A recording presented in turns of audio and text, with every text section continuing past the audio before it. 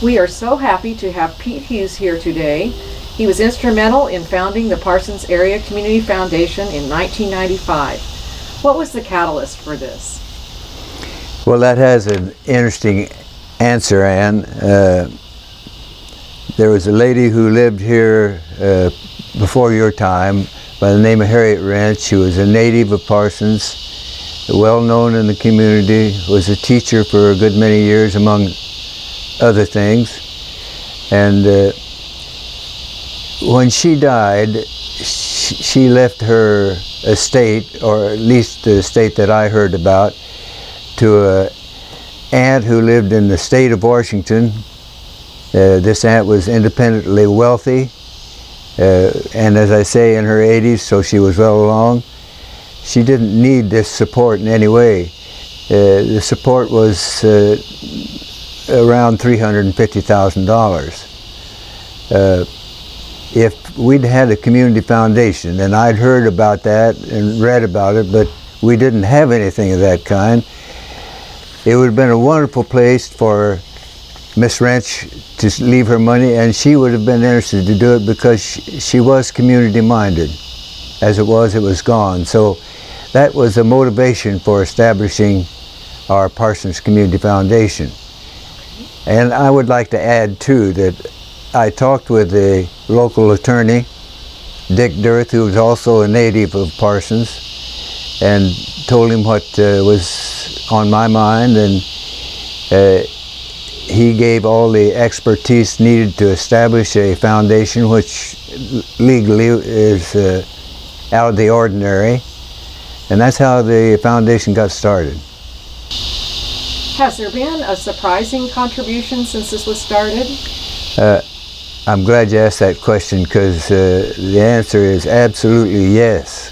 And we hadn't been established too long, probably a year and a half, 2 years, when a local couple by the name of Merlin, commonly known as Mike, and Charlene Taylor, his wife, sold a business that had turned out to be a very successful operation for them. And they had the choice of operating a foundation on their own, which they decided they didn't want to fool with that, so they turned it over to the community foundation for use in the community where they lived and where they'd be interested in. And it amounted to $2 million, which is impressive. It was very impressive then, and it's still impressive today, and that really got us off to a flying start. Are there different ways a person can contribute to the community foundation? Yes, and I'm not an expert at this, as you know, but have been involved in it and am extremely interested in the success of this. There is, of course, you can just leave the money to the foundation board and let them direct where it goes. Or there is such a thing as a donor advised fund, where the donor has the privilege to make suggestions. It still can't be used to pay for his kids going to school or something like that. It has to be within the guidelines of a foundation. How does the community foundation function? Well, as you know, we have a board of directors, hopefully chosen on the basis of where they're from. We have one from Oswego, one from St. Paul, the rest from the closer in Parsons area, but they do represent more than just a local Parsons foundation, which I think is important because we are in this together. And they serve at no pay. It's just they meet regularly, and it's their responsibility to spend this money that comes in through donations and gifts from the area in a way that is beneficial to the whole community. And they make these donations regularly each year. And people who need help or want to get some support can submit a request to the board, and they'd give it consideration. And I think it's a wonderful asset to a community to have this type of opportunity to help support the community in a way that only money can do. And a lot of folks have the money and they don't know exactly what to do with it.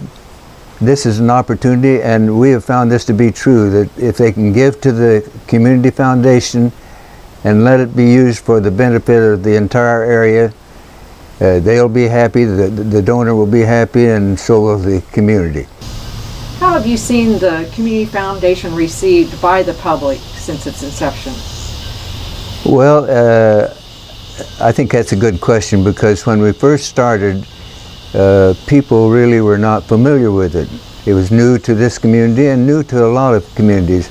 We'd heard about the foundation of rich people around the world, but not in a small community like Parsons and others. So it has taken a while, but it's beginning to, it has grown some from the beginning. That $2 million gift that was mentioned earlier is an example, but people have continued to give support to this, to the Parsons area Community Foundation, and it's been very rewarding. I think it shows an interest, and I think it will continue to grow, because it allows people to contribute to things in the community that are worthwhile and makes the community a good place to live.